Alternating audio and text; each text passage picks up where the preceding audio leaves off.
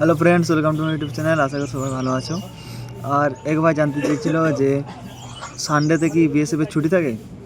তো দেখো, বলতে চাই যে সানডেতে বিএসএফের কোনো ছুটি থাকে না। যদি ছুটি থাকে তাহলে কি বর্ডার খালি করে এসে তারা থাকবে? তাহলে দেশের সুরক্ষা আর কোথায় থাকলো যদি তাদেরকে ছুটি দিয়ে দেওয়া হয়? তাহলে বিএসএফের সানডেতে কোনো ছুটি থাকে না, বা এরকম সেরকম কোনো হলিডে থাকেই না বিএসএফের ক্ষেত্রে। যে পুজো বলো বা যে কোনো 15th অগাস্ট বলো, যে সব গেজেটেড হলিডে আছে সেগুলোতে কোনো ছুটি কিন্তু ডিউটি টাইমে পাওয়া যায় না। আর ট্রেনিংয়ের ক্ষেত্রে যদি বলো, ট্রেনিংয়ের ক্ষেত্রে সানডেতে ছুটি থাকে। ছুটি বলতে কি, সেই দিন রানিং, পিটি, ড্রিল এসব কিন্তু কিছু হয় না, মানে ট্রেনিংয়ের কোনো অ্যাক্টিভিটি হয় না।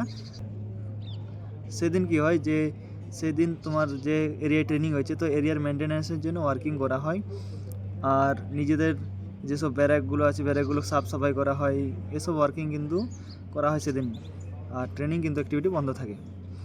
আর যদি এসএসসিজিডি সংক্রান্ত তোমাদের কোনো প্রশ্ন থাকে তোমরা কমেন্ট করো, আমি তোমাদের ভিডিওর মাধ্যমে উত্তর দেবো। জয় হিন্দ।